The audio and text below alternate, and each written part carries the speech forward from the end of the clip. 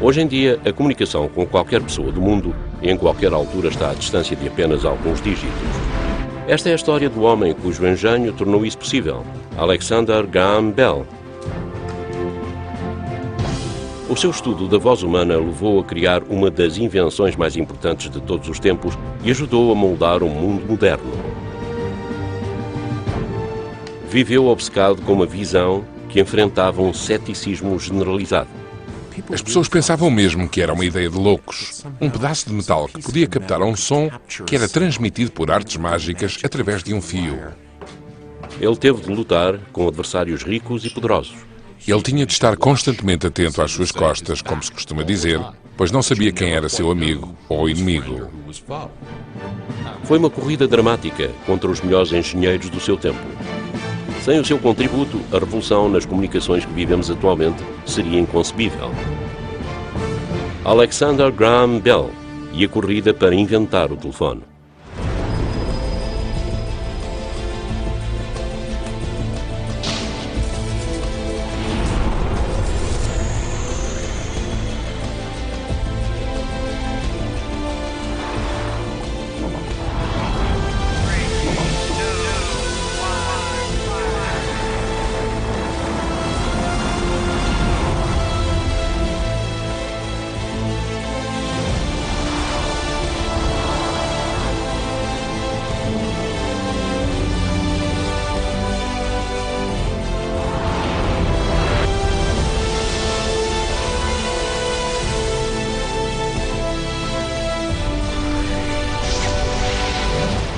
Missão X. A evolução do telefone.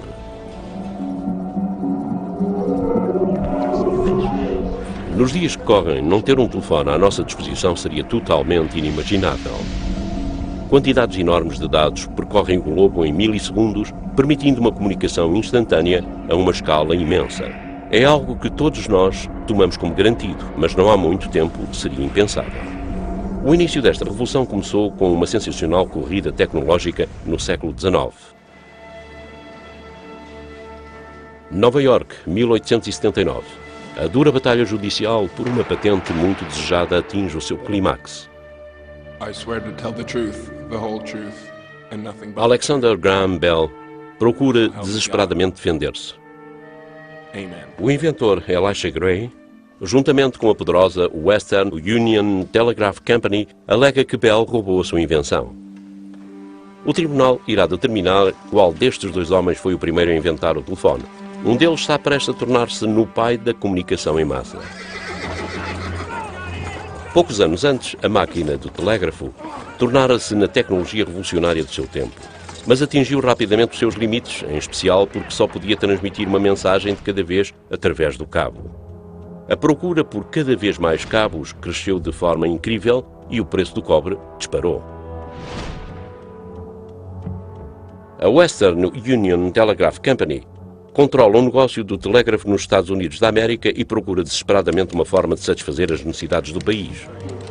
Todos os dias a companhia emite cerca de 30 mil telegramas. Os seus lucros são astronómicos, mas reconhecem o potencial para obter mais.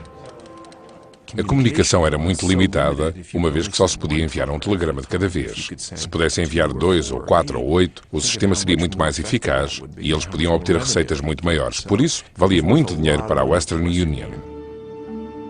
Os grandes inventores da época tentam solucionar o problema, incluindo Thomas Edison, que constrói uma máquina capaz de enviar 4 mensagens em simultâneo através do cabo. O tráfego de mensagens telegrafadas expande-se rapidamente e a Western Union aumenta os seus preços. Alexander Graham Bell, que era completamente desconhecido na altura, decide juntar-se à corrida. Bell está convencido de que é possível enviar várias mensagens ao mesmo tempo em diferentes frequências. É uma ideia baseada na sua crescente experiência pessoal. Bell nasceu na Escócia em 1847.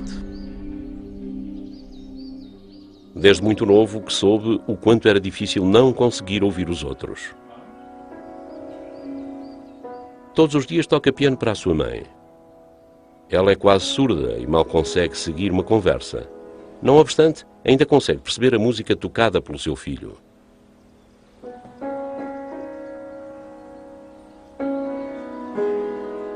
O pai de Bell, um terapeuta da fala que trabalha com surdos, já tentou ajudar a sua esposa, desenvolvendo uma linguagem visível. Neste alfabeto fonético sem igual, cada letra é representada por uma posição específica da língua, possibilitando às pessoas surdas aprenderem como imitar os sons da fala. A família Bell desempenhou um papel importante na formação de Alexander Graham Bell e na forma como o seu caráter e a sua vida se desenrolaram.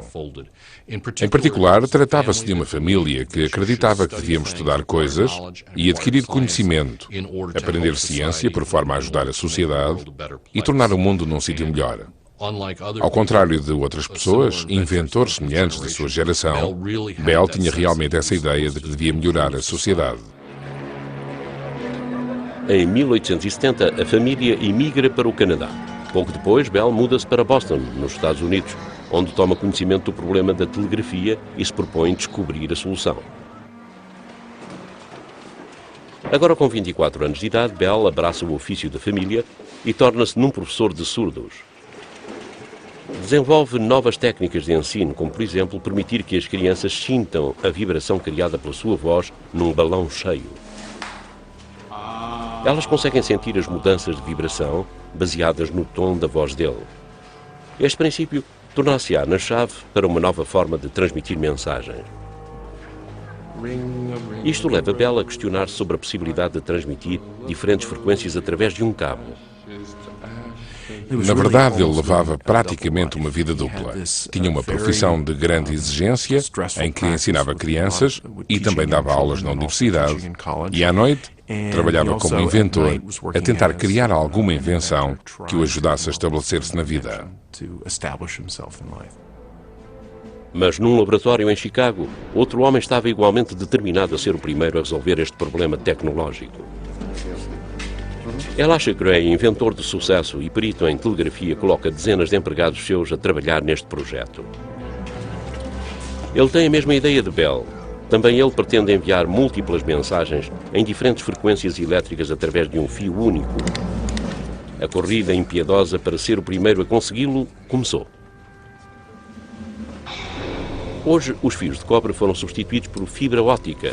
Em vez de eletricidade, a informação é transmitida por feixes de luz. Cada frequência tem um comprimento de onda diferente, o que significa que múltiplos sinais em frequências diferentes não se sobrepõem nem causam interferência. Receptores calibrados podem descodificar cada sinal de chegada separadamente.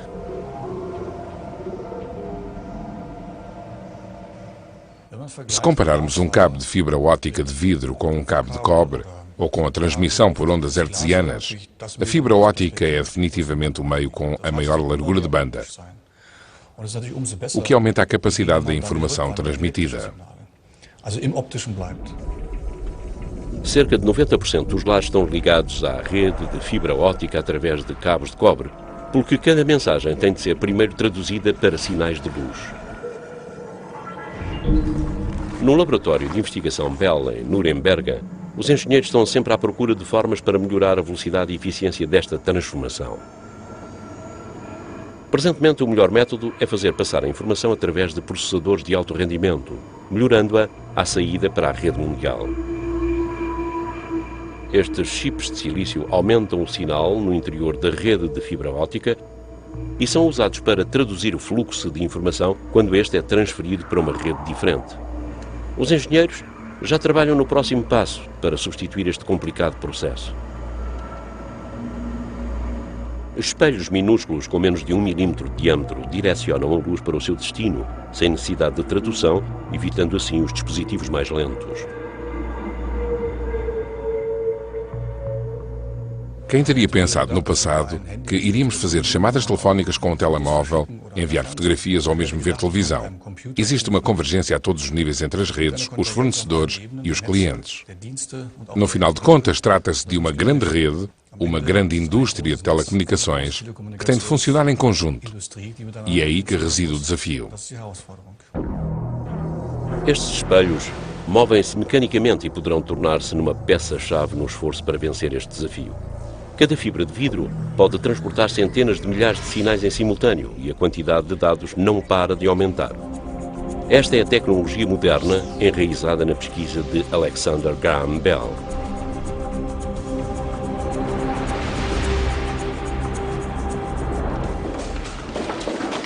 Em 1873, a multitransmissão não passa de uma teoria e Alexander Graham Bell não faz ideia se irá vencer a corrida contra Gray. Mas, entretanto, conhece um advogado de Boston. Gardner Hubbard é um advogado rico e conhecido, especializado em lei de patentes, que embarcou numa campanha feroz contra o monopólio da Western Union. Ele ouviu falar dos impressionantes sucessos de Bell enquanto professor de surdos e pede-lhe para ensinar a sua filha Mabel, que perdeu a audição aos 5 anos de idade em consequência de escarlatina. Até aqui, nenhum médico ou professor conseguiu ajudá-la. Agora, Bell passará a velar pela jovem de 17 anos. A oferta de Hubbard é muito bem-vinda. O dinheiro extra irá ajudar Bell a financiar as experiências que ele tem vindo a realizar nos tempos livres. Mas os encontros não tardam a tornar-se em algo mais do que trabalho. Bell apaixona-se por Mabel. Mas ela não se encontra ao seu alcance. Não só é sua aluna, como provém da alta sociedade. Além disso, Bell vive dificuldades financeiras. Alexander Graham Bell estava muito entusiasmado com o problema. Tinha dias bons e tinha dias maus, em que se sentia muito em baixo. Mas o seu amor por Mabel veio retemperar-lhe as energias e tornou-o ainda mais determinado em obter sucesso, em fazer algo da sua vida.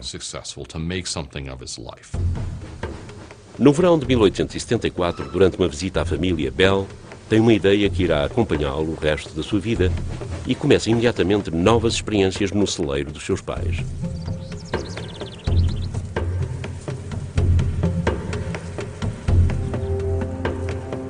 Se pode enviar código Morse através de um fio, por que não fazer o mesmo com uma voz humana? Para fazer isto, terá de conseguir transformar o som em sinais elétricos, mas depara-se com um problema.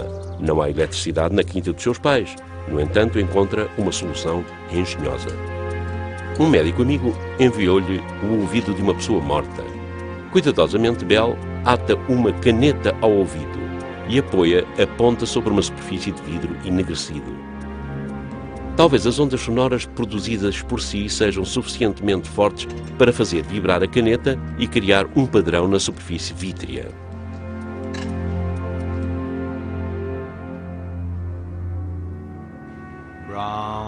Incrivelmente, a caneta começa a mexer-se. Bell conseguiu transformar o som da sua voz num meio diferente, mas ainda não sabe o que fazer com este padrão de onda.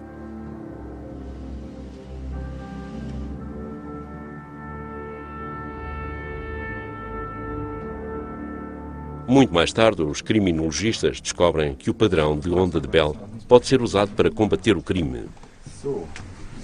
Os analistas de linguagem do Gabinete da Polícia Criminal Federal de Wiesbaden, na Alemanha, receberam um caso especial.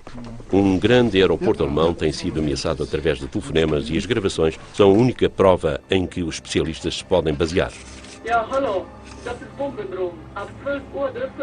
O aeroporto já teve de fechar uma vez devido a um destes telefonemas. Para a segurança aérea, isto é um autêntico desastre. É essencial identificar e deter o chantagista o mais rapidamente possível. Os analistas examinam minuciosamente cada palavra. Basta uma única frase para fornecer pistas quanto ao passado da pessoa ou ao seu nível de educação. Estes importantes elementos levam à prisão do intruso poucos dias mais tarde.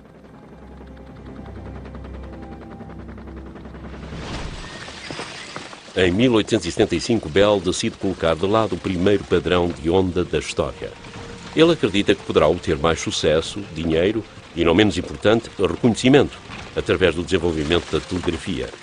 Então, um feliz incidente leva-o a pensar duas vezes. Gardner Hubbard ouve Bell explicar a sua ideia de telegrafia múltipla a Mabel. Tal como um piano é capaz de tocar várias notas, Bell quer enviar muitos sons ao mesmo tempo. Esta informação poderá ser a chave para quebrar finalmente o monopólio da Western Union. Quando Bell descreveu a Gardiner Hubbard a sua ideia de enviar múltiplas mensagens através de um único fio de telégrafo, atribuindo a cada mensagem um tom musical diferente, Hubbard ficou maravilhado. Hubbard começou a ver aquele jovem ansioso, nervoso e enérgico, que até então era apenas um dos muitos pretendentes à mão da sua filha, de forma completamente diferente. Bell podia realmente ajudar Hubbard a mudar a sociedade e a lidar com todos os problemas que Hubbard via no controlo da indústria do telégrafo na América por parte da Western Union. Talvez esta invenção fosse a resposta que Hubbard procurava. Mas para Bell e Hubbard, tudo se podia ter perdido antes mesmo de começar. Em 1874, Gray convida os jornalistas de todos os grandes jornais do país a virem ao seu laboratório em Chicago. Ele anuncia ter conseguido enviar 8 mensagens em simultâneo. Confiantemente, Gray afirma que é agora apenas uma questão de tempo até conseguir registrar uma patente para a sua máquina, que já se encontra praticamente terminada. Os seus convidados ficam fascinados. Gray pede aos jornalistas para experimentarem a máquina de telégrafo. Impressionados, dizem a Gray que a sua máquina irá revolucionar por completo a telegrafia. Quando Hubbard lê os artigos, não hesita um segundo. Dirige-se imediatamente para o registro de patentes em Washington para entregar pessoalmente os documentos de Bell. Seguro de que venceu a corrida a Gray, parte com um sentimento de vitória. Mas o funcionário vê-se perante um dilema. Já existe um pedido de registro semelhante em cima da sua secretária. O elemento decisivo para a atribuição de uma patente não é a data do pedido de registro, mas quem foi a primeira pessoa a ter a ideia. Gray também entregou um conjunto de documentos que são praticamente idênticos aos de Bell. Quando Bell recebe notícia da incerteza em relação à sua patente, dirige-se imediatamente à sede da Western Union. Talvez pense que, mesmo sem a patente aprovada, poderá gerar algum interesse falando diretamente com o cliente.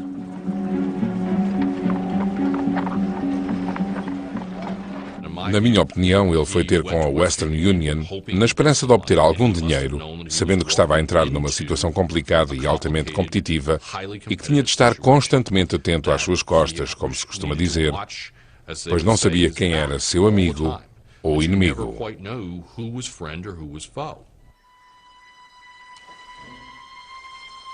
Hubbard avisou Bell que a Western Union irá tentar enganá-lo, mas ele opta por ignorar o aviso. Bell é bem recebido nos seus escritórios. Talvez Hubbard se tenha mostrado cauteloso em demasia. Os diretores da Western Union ouviram falar bastante acerca dele e estão impressionados com a sua máquina. Mas em segredo também têm os seus próprios planos. Eles sabem que Bell está a trabalhar com o seu velho inimigo, Hubbard, e não pretendem pagar-lhe um único dólar. Ingenuamente, Bell permite que eles analisem a sua invenção, mas a Western Union não se compromete e tenta ganhar tempo. Dentro de poucas horas, dar-lhe-ão uma recusa perentória. Mas aí já os seus engenheiros terão desvendado os segredos da máquina de Bell.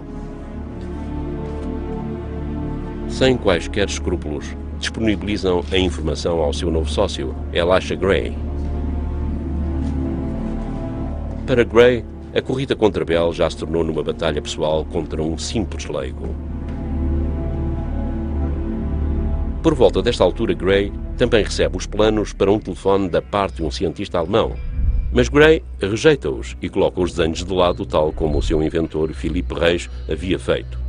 Uma decisão que viria a revelar-se um erro crasso. Mais de 130 anos depois, no arquivo do Museu dos Correios e das Telecomunicações em Frankfurt, mais de 300 mil itens contam a história das comunicações de longa distância. É aqui que um dos raros telefones desenvolvidos por Philippe Reis se encontra.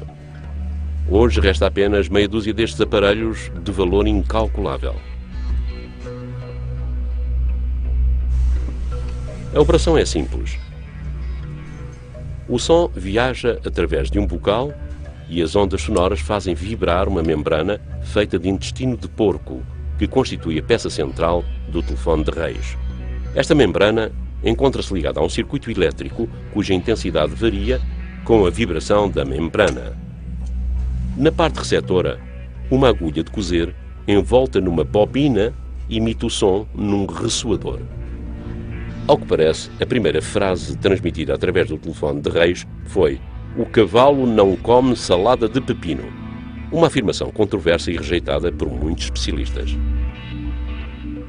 Não existe qualquer prova que sugira que o chamado telefone de Reis fosse capaz de transmitir frases contínuas e compreensíveis.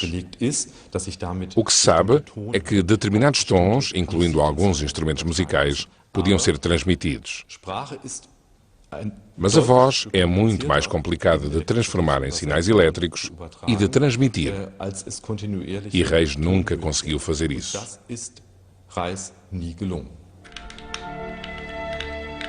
O que se mantinha como um beco sem saída tecnológico para Reis viria a tornar-se num poderoso instrumento na luta de Bell contra a Western Union. Por esta altura, Bell contratou o técnico Thomas Watson. Com a sua ajuda, ele quer melhorar o seu aparelho de telegrafia múltipla e vencer a batalha de patenteação contra Gray. Mas as frequentes interrupções tornam os avanços difíceis. Uma vez mais, o circuito elétrico tem de ser desligado. Bell fica desesperado. Então, subitamente, ele ouve um som estranho vindo do receptor. Watson tem estado a bater numa patilha de Morse encravada com o seu dedo e inadvertidamente produz uma carga elétrica. Bell apercebe-se de imediato que se um pequeno som pode produzir um sinal elétrico, o mesmo deverá ser possível com uma voz. Este é o início de uma revolução na comunicação.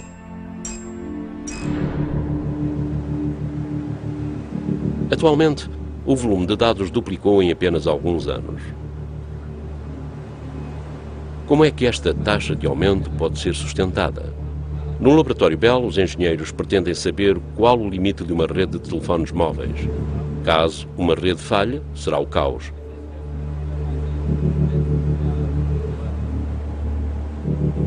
Os engenheiros estão a testar o sistema.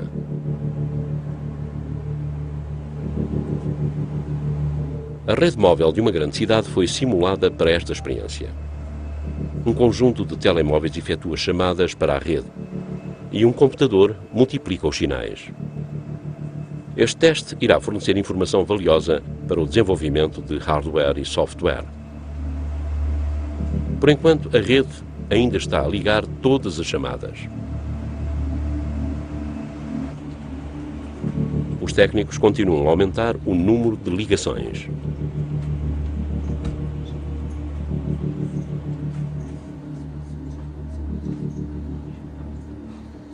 E é então que acontece. Às 230 mil ligações de voz e dados, a rede falha. Os apagões de rede podem paralisar regiões inteiras à semelhança dos apagões de luz, um facto que espelha bem a nossa dependência desta tecnologia. Em 1875, Bell levou apenas uma semana para construir o seu primeiro telefone, a seguir à sua espetacular descoberta. Agora está ansioso por demonstrar o aparelho a Hubbard. Por favor, segure o receptor junto ao seu ouvido. Obrigado. Mas tal como acontece com a invenção de Reis, são transmitidas apenas partes de palavras. Bell ainda está longe de transmitir mensagens inteligíveis.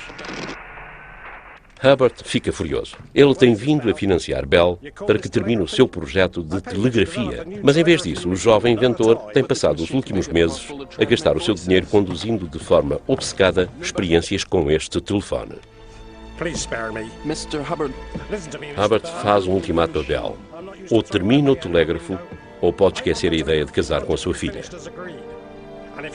É um golpe devastador que vem colocar ainda mais pressão sobre os ombros do jovem Bell. Bell vê-se confrontado com um enorme dilema. Tem de escolher entre Mabel e o seu telefone. A Biblioteca do Congresso em Washington foi fundada há 200 anos. e hoje é a maior biblioteca do mundo. Os arquivos guardam milhões de documentos insubstituíveis em 460 línguas, além de inúmeros arquivos de áudio e vídeo. É uma autêntica meca para cientistas de todo o mundo, e é aqui que se encontram os diários de Alexander Graham Bell.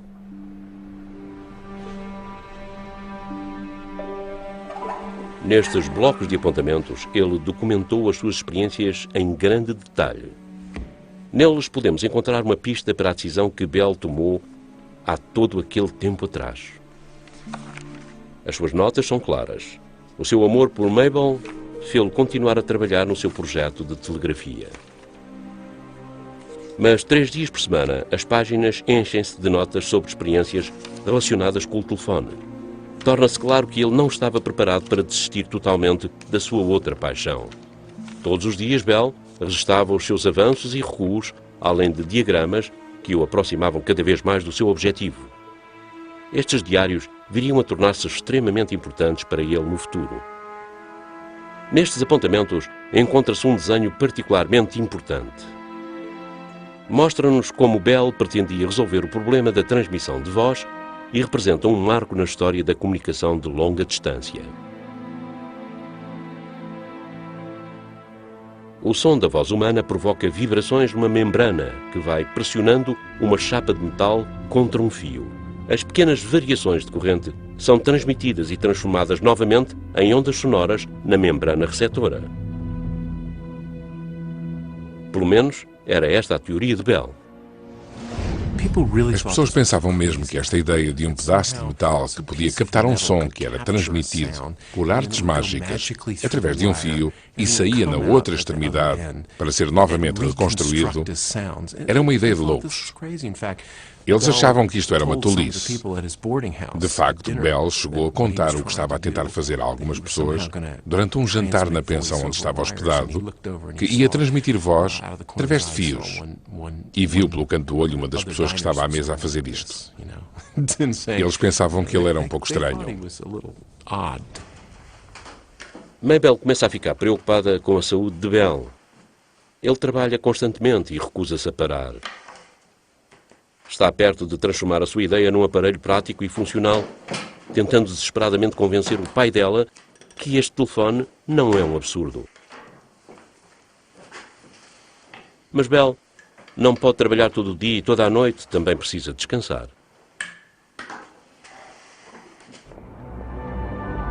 Hubbard recebe notícias preocupantes do registro de patentes em Washington. Alguns amigos seus informam-no da ocorrência de alguns inquéritos particularmente detalhados. Alguém está a tentar descobrir se existe alguma patente para um telefone.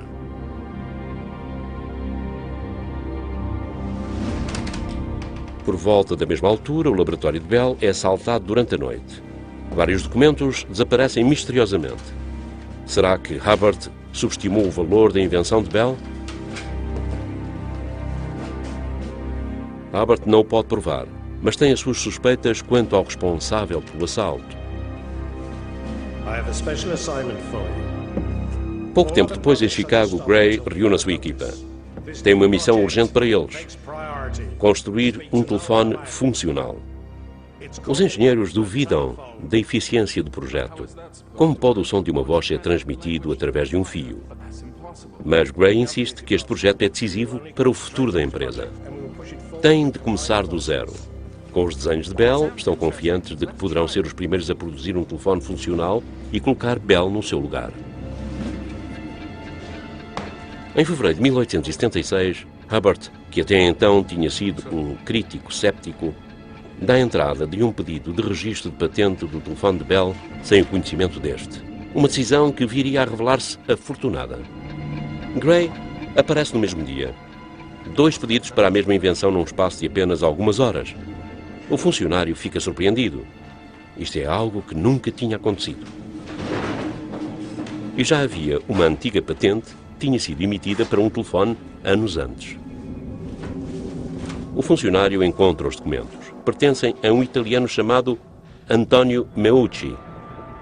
A pequena Itália, em Nova Iorque, é o bairro onde centenas de milhares de italianos que emigraram para a América em busca de uma vida melhor se instalaram. Foi aqui que viveu o inventor Antonio Meucci. Ele queria, a partir da sua oficina, no Rés do Chão, comunicar com a sua esposa, que estava acamada no terceiro andar. Um desejo que o levou a desenvolver um aparelho em 1854, a que deu o nome de telefone. Patenteou o seu invento por $10 e esperava encontrar financiadores. Mas as suas esperanças foram em vão. Conseguiu proteger a sua ideia até 1874, a altura em que a patente prescreveu. Uma vez que a patente de Meucci caducou, não pôde interferir com o pedido de registro de Bell ou de Gray. Mas a qual dos dois deve ser atribuída? Toda a gente sabe que Gray e Bell levaram as suas invenções ao registro de patentes no mesmo dia. É um dos factos mais famosos. Mas isto é totalmente irrelevante, porque Gray tinha um documento de intenção de patente que indicava o seu propósito de inventar algo, enquanto Bell detinha o conceito. Na tarde do dia 3 de março de 1876, no dia do seu 29º aniversário, Bell recebeu o melhor presente da sua vida. A patente para o telefone foi-lhe concedida. Mas a patente de nada lhe serve a não ser que consiga criar um aparelho totalmente funcional baseado nos seus desenhos. Bell e Watson preparam mais uma das suas inúmeras experiências. As coisas não correm como planeado, ambos precisam de uma pausa. Watson senta-se diante do receptor enquanto Bell fala para o bocal na sala ao lado. Sr. Watson, chega aqui, quero falar consigo. Sr. Watson, chega aqui, quero falar consigo. Mas infelizmente nada acontece. É mais um fracasso para Bell e Watson. O seu projeto parece perdido.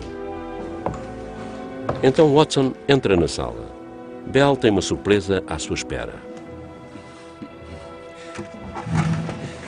No dia 10 de março de 1876, Bell e Watson conseguem ter a primeira conversa telefónica da história. Talvez o mais impressionante nos dias de hoje seja o facto de toda a gente fazer chamadas telefónicas em qualquer sítio do mundo, seja a partir de uma rede móvel ou terrestre. E é completamente normal navegar na internet a partir do nosso portátil e enviar e-mails. As pessoas estão cada vez mais próximas e a globalização só é realmente possível através desta tecnologia. Se alguém em Nova Iorque marcar um número de telefone de Tóquio, a primeira coisa que acontece é uma verificação para ver se o telefone em Tóquio está acessível. O sinal entra na rede global no ponto de junção em Nova Iorque. A seguir, avança ao longo do continente americano e atravessa o fundo do Oceano Pacífico através de um cabo em direção ao Extremo Oriente. Só no Pacífico existem mais de uma dúzia de cabos submarinos de alta tecnologia. Cada um destes cabos tem capacidade para transmitir 1000 gigabytes de dados por segundo, o que equivale a aproximadamente 62 milhões de chamadas. Não são os satélites, mas os cabos de fibra óptica que se estendem por todo o globo que formam a espinha dorsal do nosso sistema de comunicações. Através deles, a chamada feita de Nova Iorque chega ao seu destino em momentos. Se o telefone em Tóquio estiver ligado, a confirmação é enviada para Nova Iorque. Só então é que a chamada é restabelecida entre os dois lados opostos do Pacífico.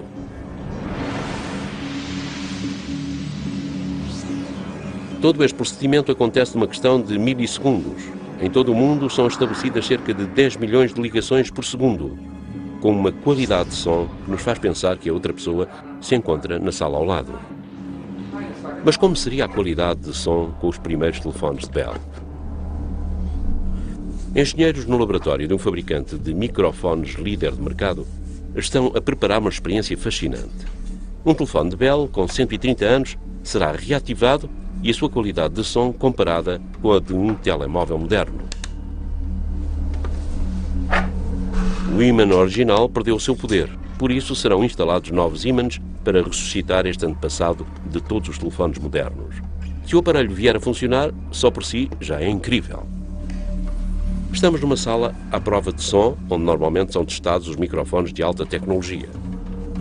Os engenheiros estão confiantes, em como o telefone de Bell não conseguirá competir com um telemóvel.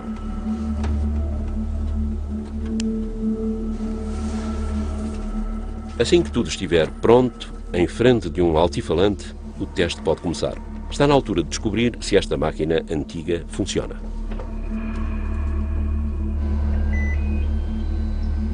Inicialmente, o telefone Bell permanece em silêncio. Mas então, sucesso. O telefone de Bell ainda funciona envolvidos 130 anos.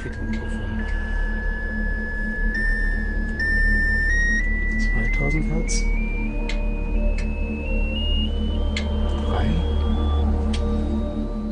Mas qual a qualidade de som quando comparada com a de um telemóvel?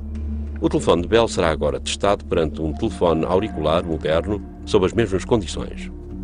Uma vez mais, é emitido do altifalante um espectro entre 40 e 50 mil Hz e os sinais recebidos são gravados. 2000 Hertz. 3. Os gráficos resultantes são sobrepostos.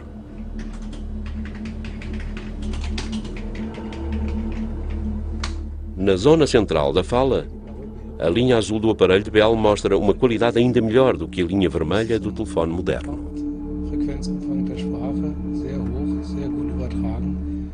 A primeira surpresa foi a máquina funcionar passados 130 anos. As linhas de frequência são muito amplas e boas na área relevante que corresponde à voz.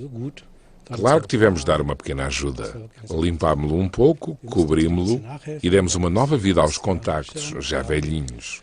Mas este é um resultado verdadeiramente impressionante para um telefone tão antigo. Foi ainda melhor do que um microfone moderno. Corre o ano de 1876 em Filadélfia e os Estados Unidos da América celebram o seu centenário. É a plataforma ideal para Bell apresentar a sua invenção ao público. São esperados 9 milhões de visitantes vindos de todo o mundo. Uma das maiores atrações é a tocha da Estátua da Liberdade, que se encontra em construção em Nova Iorque.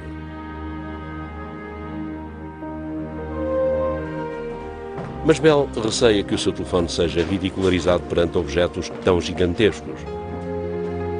Mabel lembra-o que um júri irá atribuir uma medalha para a invenção mais útil, mas Bell já se decidiu e recusa participar.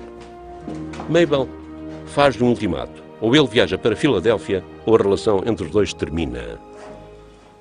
Mabel era uma jovem extraordinária e julgo que terá percebido a importância desta oportunidade. Apareceu com os bilhetes na mão e disse: Alec, tu vens comigo. Vais entrar naquele comboio e viajar até Filadélfia, senão não caso contigo. E ele acabou por ter de ir. Os juízes decidem o vencedor do ambicionado prémio à porta fechada.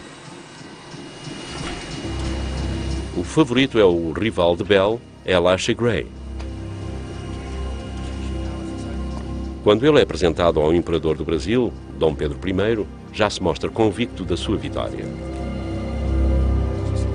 Bell encontrou-se recentemente com o imperador, mas Dom Pedro e os restantes juízes parecem apenas interessados na impressionante demonstração de Gray. Para Bell, tudo parece estar perdido. Mas o imperador reconhece Bell, que o deixou impressionado durante uma visita recente a uma escola para surdos. Foi um golpe de sorte. Então Dom Pedro apresenta um outro ilustre juiz, Lord Kelvin. Ficam ambos intrigados com o aparelho de Bell e são convidados a experimentá-lo. Um momento, por favor. Bell atravessa o hall da exposição e fala para o bocal. Escutem, por favor, este aparelho é um telefone. Pode transmitir vozes através de um fio. Estupefacto, Lord Kelvin ouve Bell perfeitamente. Incrédulo e receando tratar-se de um embuste, pretende assegurar-se que a invenção de Bell não é uma fraude.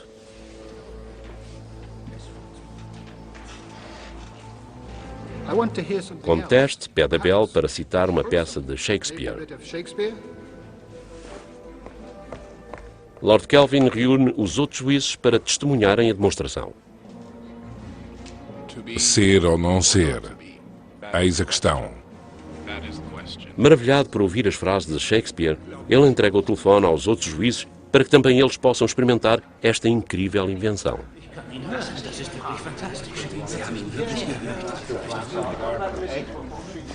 A decisão do júri é unânime. A medalha é atribuída a Bell.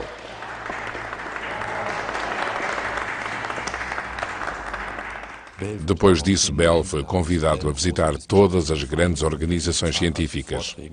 Deu algumas palestras e também foi convidado para fazer demonstrações às associações telegráficas. Recebeu imensa atenção por parte da imprensa. Subitamente deixou de ser um pobre inventor que ninguém conhecia para se tornar numa personalidade nacional e mesmo internacional. A comunicação social celebra a invenção de Bell, mas subitamente começam a surgir artigos a criticá-lo. A Western Union espalha rumores sugerindo que o telefone pode causar doenças, além da ideia absurda de que Bell é um espião, que irá entregar as conversas a terceiros.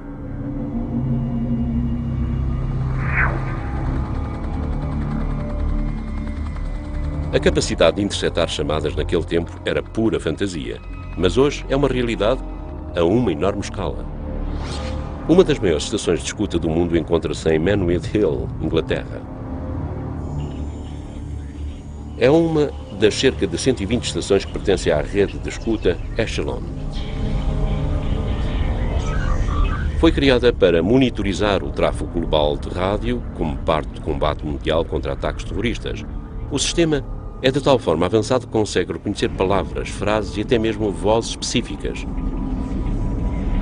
Algum do maior poder de computação do mundo é usado para analisar enormes quantidades de dados em milissegundos. Na sede da CIA, existem 28 mil pessoas a trabalhar exclusivamente em projetos de escuta.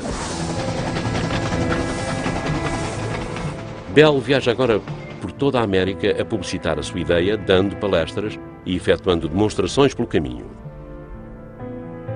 Onde quer que ele apareça, não só especialistas, mas também o público em geral, ficam fascinados pelo aparelho.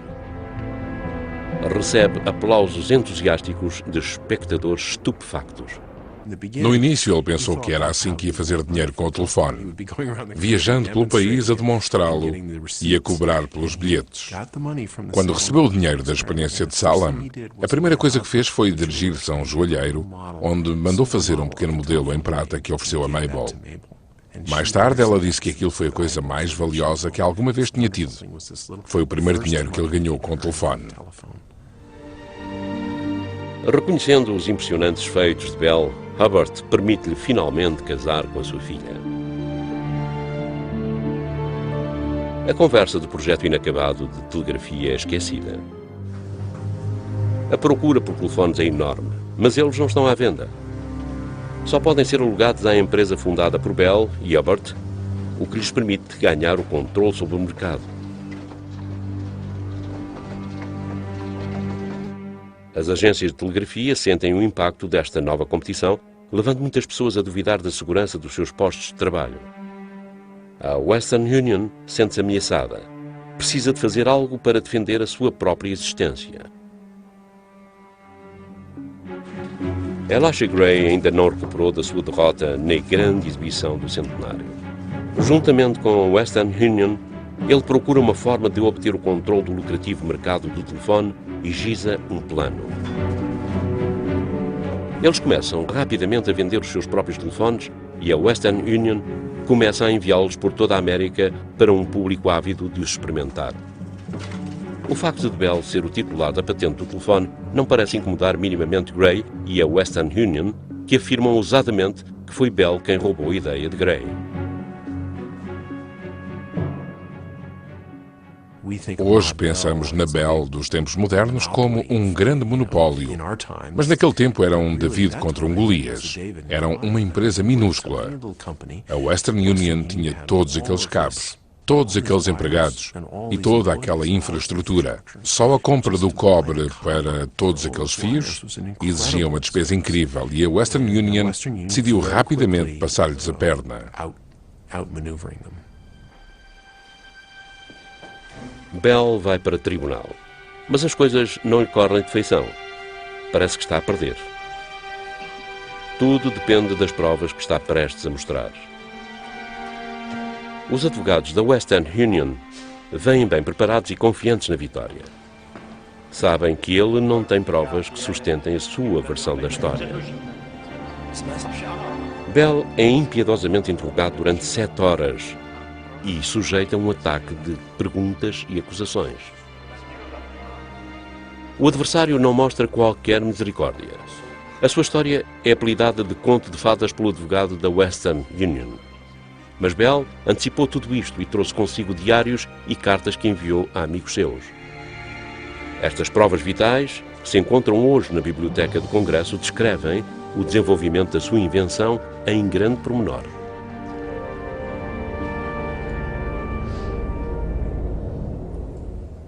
Eles passaram qualquer coisa como 1 ou 2 anos a reunir todo aquele material.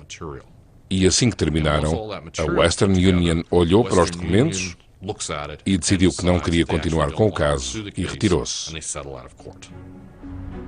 Mas a controvérsia sobre quem foi o verdadeiro inventor do telefone ainda persiste. Em 2002, a Câmara dos Representantes dos Estados Unidos homenageou Antonio Meucci, dizendo: o seu papel na invenção do telefone deve ser reconhecido. Há quem tenha inclusivamente acusado Bell de ter roubado a ideia de Meucci, pois tinha tido a possibilidade de ver o telefone de Meucci nos escritórios da Western Union. Mesmo que Bell tivesse visto o aparelho de Meucci quando esteve nos escritórios da Western Union, na minha opinião, isso não teria feito qualquer diferença. Bell já tinha um modelo na sua cabeça sobre como iria desenvolver o telefone. Ia fazê-lo de uma forma particular, e o aparelho de Meucci teria sido interessante, mas não central para o seu esforço. Apesar da controvérsia, não há dúvida que Bell foi a principal força no avanço do telefone. E após a retirada da Western Union, a empresa de Bell acelerou o desenvolvimento do negócio. O telefone mudou a forma como as pessoas vivem, permitindo-lhes comunicar ao longo de distâncias muito maiores. Marca o início da era moderna da globalização.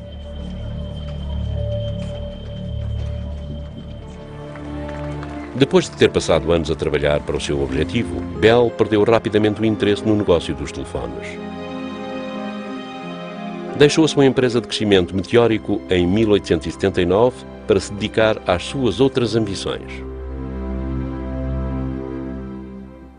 Conta-se muitas vezes que Bell odiava o telefone e que uma vez chegou mesmo a tirá-lo do seu escritório, o que eu não acredito. Ele tinha muito orgulho no seu bebê, mas não gostava de o ter no seu escritório porque não gostava de ser interrompido enquanto trabalhava. Bell mudou-se para a costa atlântica do Canadá e entregou-se a novos projetos, incluindo novas possibilidades de voo.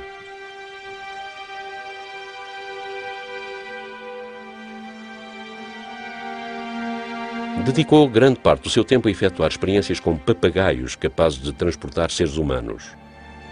Hoje é reconhecido como um pioneiro ignorado no campo da aviação. Com uma família cada vez maior, Bell manteve-se interessado num vasto leque de assuntos e continuou a conduzir experiências para muitas invenções novas.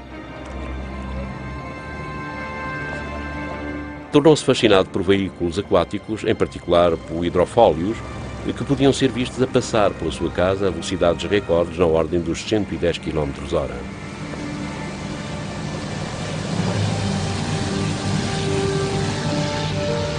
Até à sua morte, em 1922, Bell continuou prolífico como sempre. Ele via a invenção como uma janela para um futuro melhor. O seu maior lamento foi o de nunca ter conseguido criar uma máquina para ajudar as pessoas surdas a comunicarem melhor. Este é o Museu Bell, a curta distância da sua casa de campo em Baddeck.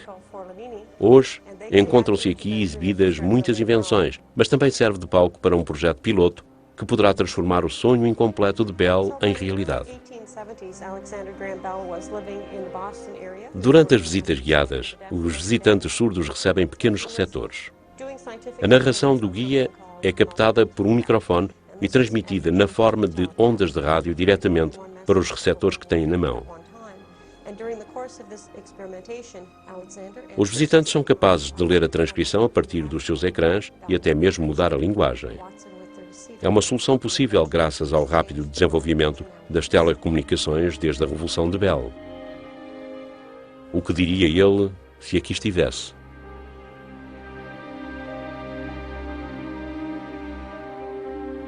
A partir da sua ideia simples, as redes de comunicação espalharam-se por todo o globo. Agora é possível chegar a todos os recantos do planeta em milissegundos, estejamos nós a enviar mensagens, imagens ou vídeos ou a fazer uma simples chamada telefónica. Hoje existem mais telefones na Terra do que pessoas, algo que nem mesmo Bell poderia ter imaginado nos seus sonhos mais ousados.